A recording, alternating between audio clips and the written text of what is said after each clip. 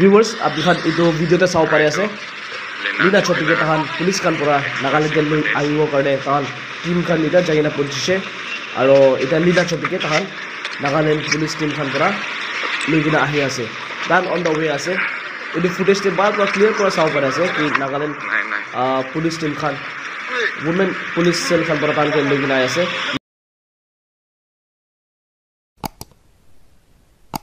Viewers, second update to Enegase. Second most update, PDA will never compromise Naga identity and Christian principle, says Nagaland Chief Minister Nifirio.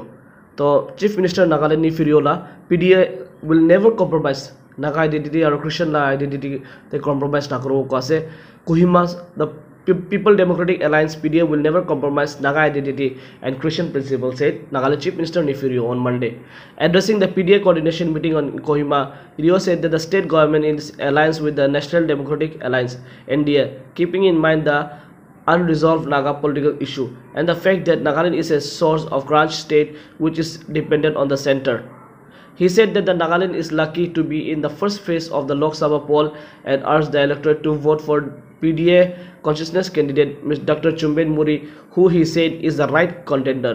Regarding the candidate in the fray for the state lawn seat to 18 Lok Sabha, he said that Muri has support of all 60 members of the Legislative Assembly. Sub 60 member can be Chumben Muri ke support kuri ase to koi ase. He went to claim that Congress has fled as Supang Meren Jamid to save face as there was no candidate, while independent candidate Haitang Tongo Lota is contesting despite lack of support from family and friend.